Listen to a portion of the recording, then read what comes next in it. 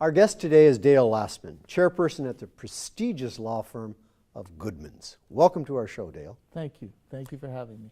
Our guest practices corporate, commercial, and securities law. Dale is recognized as a leading practitioner by the Canadian Legal Expert Directory, recommended by the Chamber's Global Guide to World's Leading Lawyers and several other domestic and international organizations, deeming him to be one of the best lawyers in Canada.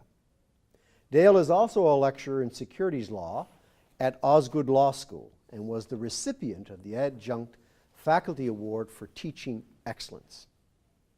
Dale Lastman is a director of Maple Leaf Sports and Entertainment, serves as an alternative governor for the National Hockey League, the NBA, and the CFL.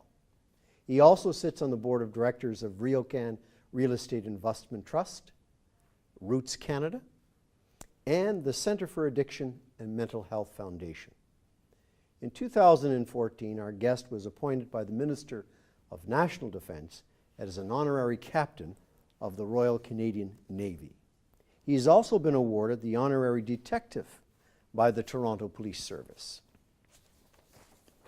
In 2012, Dale was recognized amongst Toronto's 50 most influential people by the Toronto Life magazine. He's a director of Canada's Top 40 and Under 40 and the recipient of the award and its Best of the Best Canadian Leadership Award.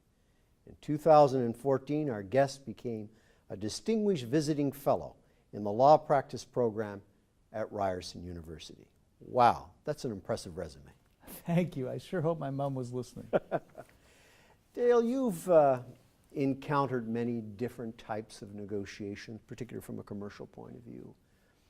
As a general rule, could you just share with the audience your sort of practice in preparing for a merger, you're going to acquire a company, you're advising a client in terms of the best route to pursue?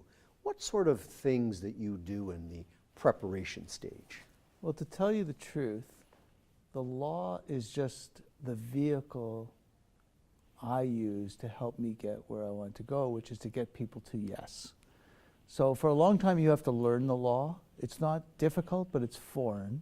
But after a while, you sort of figure it out. And what makes a good lawyer a great lawyer, I hope, is the ability to understand people on both sides of the transaction and do a transaction that is a win-win. To be honest with you, I've never been involved in a transaction in my life that I've enjoyed where one party had undue leverage or exercised undue leverage. Every transaction that I've ever been a part of that was good long-term reflected give and take and a sense of balance. And the best clients I've ever worked with are clients that understand that it's not all about winning at the moment, but winning long term. And winning long term is having both parties walk away from the transaction feeling good.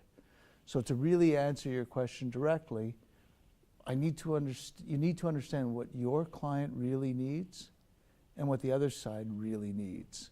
How do clients normally react to that type of counsel and advice that you would give, obviously, beforehand? Almost always well.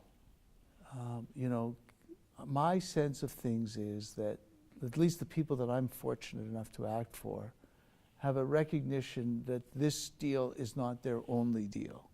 It's their first deal or their next deal, and there'll be another deal. And that those that try to take every advantage maybe do very successful in one deal, but rarely have a successful life of deals. And so I think they understand, and lots of times we've been in negotiations where clients I've acted for or clients who I've acted against have recognized that the leverage is just a little bit unbalanced, and they calibrate it. Tell me about the principal-agent relationship. I mean, in many circumstances, you're the agent of the principal. Are there certain protocols that you adhere to or follow? Again, as you become more senior in the practice, it becomes a lot more fun. and you become a lot more engaged in a different capacity. So many of the people that I'm fortunate enough to act for, I've suggested to them lots of times, if all they're looking for is an advocate, then I'm probably not their person. But if they're looking for an advisor, I mean, ultimately the decision is theirs, obviously. I'm there just to assist. I'm the person behind the person. But if all they're looking for is someone to advocate their position, there's probably better people than me, and there's certainly people more comfortable than me. So I basically have come to the point where I can really tell clients I act for how I really feel, and they can choose to accept it or not, and I'll support them, obviously. But I'm not there to just take down what they want and write it down or argue it. I'd like to give them my perspective, which they can take or leave. But I find that's the most rewarding for me and the most valuable resource I can provide to them. So you must have developed some fairly significant relationships along the way. Well, that's the beauty of practicing law.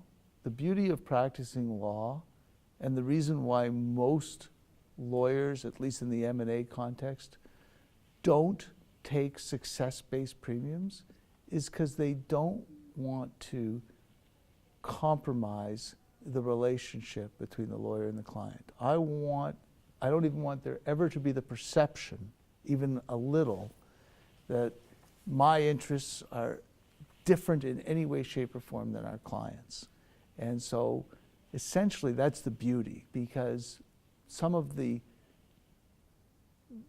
best friends I have in the whole world are people I started acting for and continue to act for and develop relationships of trust and confidence on both sides, and loyalty.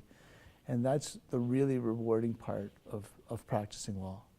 What happens when you get an advocate on the other side who is not as genuine as you are in terms of making sure that there is a win-win deal on the table? How do you operate in those circumstances? You're going to find this pretty hard to believe, but it's in the M&A context, it almost never happens. And when it does, you just have to call them out and do your best. But it's so rare in my life. Like the legal bar, for sure, in Canada is spectacular. And there's so many great lawyers, and they all operate with the highest of integrity. And I don't say that just to say that. Rarely do I find a circumstance where there's somebody you just say, like, I don't want to deal with this person. And when it does happen, you just have to marginalize it and deal with it the best you can. But when I was a young lawyer, I always was worried, because you always heard stories about checking every document to make sure that paragraphs weren't. I've never experienced it, ever. And I can't even imagine circumstances where it'll arise. But when it does happen, you just have to do your best to deal with it. So what do you do to try to strengthen the relationship between, say, you and your client as you're moving forward? If I can give you an analogy that's going to be really interesting to me, and it's going to take us a little off tangent, but it's really important to me, because I talk about it a lot now in my law firm. I live in a world where I meet lots of incredible people, and for reasons that are not entirely clear to me, they all try very hard, lots of them try very hard to make me happy. And I'm impressed by all of them. But something happened to me 6 months ago that changed my view of this in an amazing way, and I'm talking about this. And it's all about a lady at Tim Hortons, who I don't know. So every morning at 5 o'clock in the morning, I go to Tim Hortons for a coffee at Avenue Road in Wilson, where I live. And it's 5 o'clock in the morning, there's nobody there, and they don't know me, and I don't know them. And there's nothing that I can think of in the whole world that is more commoditized than a Tim Hortons coffee. They all taste the same, they all look the same, people are all generally nice. I go in, I get my coffee, and I leave. I never talk to anybody. And I've been doing this for years. So about 6 months ago, I go into this Tim Hortons, and sure enough, at 5 in the morning, somebody's in there that I know. And they start talking to me, and I order my coffee. And they say to me, "Do you really drink your coffee black?" And I said, well, to tell you the truth, I don't. I drink my coffee with skim milk, but Tim Hortons only has 2% milk. So I go home and put the milk in my coffee. And I leave, and the next morning I come in to get my coffee, and another lady there says to me, sir, I'm sorry, but one of the ladies I met, that saw you, served you yesterday, overheard your conversation. I hope it's okay, but we have skim milk for you. Well, I'm thinking to myself, that's the most unbelievably thoughtful thing. And talk about controlling your environment and controlling what you can control.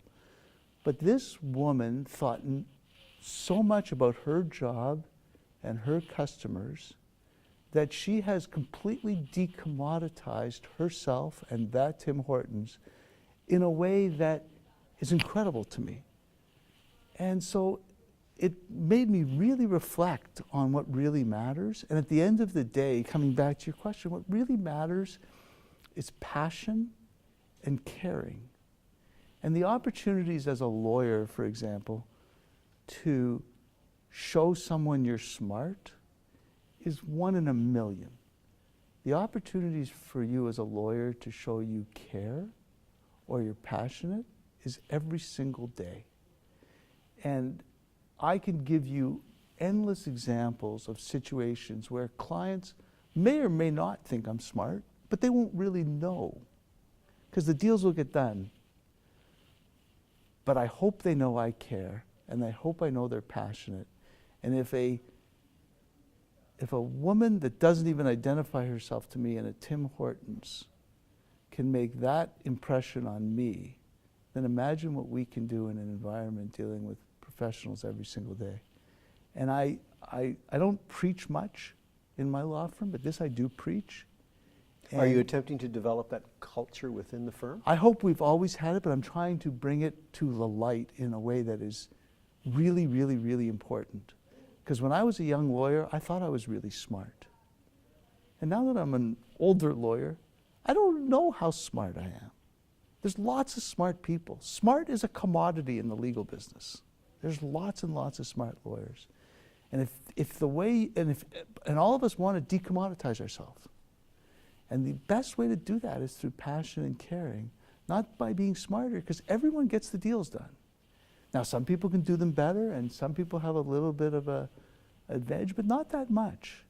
And it's passion, caring, and emotional intelligence, and living for another day, not trying to conquer the world today. I'm in this for the long haul. I'm not in this for the deal or the transaction or even the money. Where I get my value out of a client saying thank you, and that only happens when they know it really matters and that you really care. So I want to be a lot like that coffee lady at Tim Hortons. So caring, how do you do that with the client? What are some of the First of all, it's got to be genuine. You have to really care. It's very hard to pretend you care. So if you don't really because care, people will know it's not genuine. Absolutely. And there's nothing more disingenuous than disingenuous caring. But fortunately, I do care, and I'm passionate about it, and it manifests itself in ways that I'm going to tell you a funny story. I did a transaction for a client, which I'm not going to mention, and I did everything I could to impress this client. It was a major, major public transaction, and I did everything I could to show them how good we are and how smart we were. And the transaction closed, and we got paid a lot of money, and the client said thank you, and that was it. 2 days later, I'm at a Leaf game, and this client is sitting in the row near me, and I notice that the armrest falls off their chair. So I go to the usher at the end of the period, and I say, I noticed the armrest fell off this person's chair. Would you do me a favor at the intermission and put it back on? Next period, I come back to my seat, and the client says to me, I overheard that conversation. Thank you. That was really thoughtful of you. Now, I had to laugh, because I spent 6 months killing myself trying to impress this person. I got like a thanks. But fixing the armrest was everything. right? So I try to learn as much as I can about what matters, and I try to think about how I can make their life better and how I can make them understand that what they do for me really matters and for the firm. Your skills as a prober must be pretty far advanced. I hope so. You know, I've always said that when I die, if the eulogy is he was a great lawyer, I'm going to kill myself. Again. But if they said he was a really good guy who really cared, that's all I want. So you got to work hard and you got to be as smart as you can be. But at the end of the day, you just have to care about people. And I mention it all the time. Like, sometimes I laugh because as a law firm, we pride ourselves on caring so much. And then I hear that a courier on a bicycle came into the office in the middle of the winter, and we don't even think enough to offer them a cup of coffee. Like, why? How could we live in an environment like that? So we spend a lot of time worrying about things like that. And it's all the little things that really matter.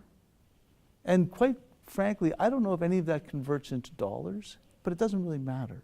It converts into a sense of caring and a sense of passion and a sense of living in an environment where you're not just working. Would I be right in describing it as a value system? I hope so. It's certainly my value system. Certainly what matters to me. It's pretty important. Absolutely. Nothing more important. So Dale Lastman, entrepreneur in many respects, senior advisor, successful, contributes extensively to the community and to the organizations that he's a part of. How would you describe the Dale Lastman communication strategy? How does Dale communicate? Is he an email guy? Is he a phone guy? Is he a letter guy? Is he a combination? How does Dale communicate? I try to communicate through action, to be honest with you. I don't know how I can't judge myself, but I know how I'd like to judge myself. So I'm not a big fan of pronouncements. I'm not a big fan of saying this is what we're going to do, or that this is what we're good at, because it doesn't matter what we say about ourselves. It's what others say about us.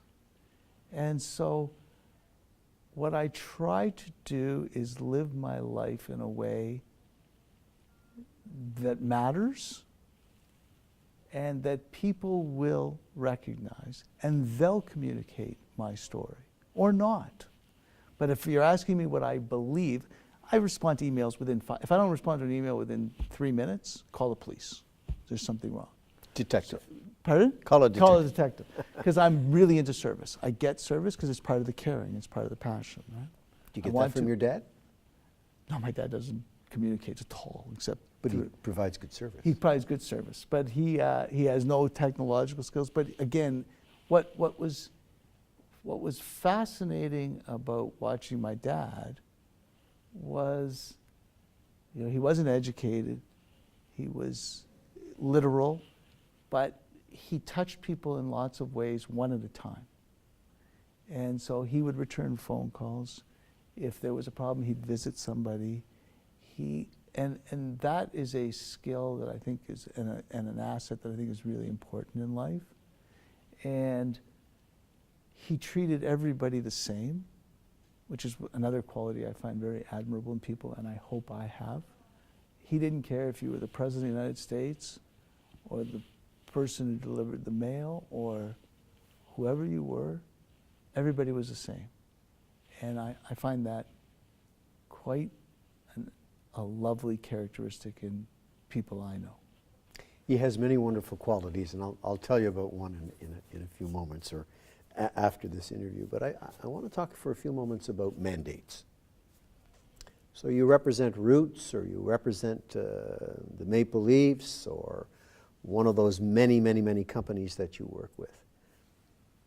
Tell us about the mandate. Do you get them to specify their wants, their needs? How do you ascertain the direction where they want to go so that you can be helpful in that process?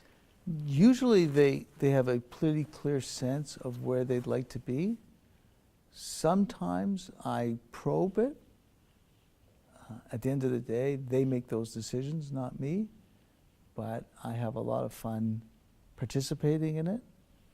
And I have learned over the years when to provide feedback, when to push a little further, and when to just to take it. And I think that's, again, I'm only useful to people if I tell the truth and tell them what I think.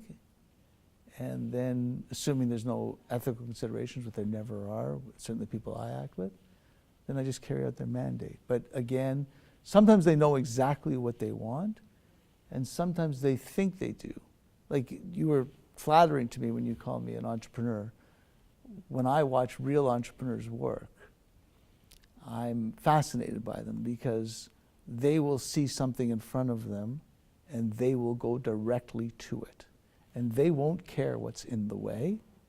And part of my job is to eliminate as many of those obstacles as I can before they walk into them.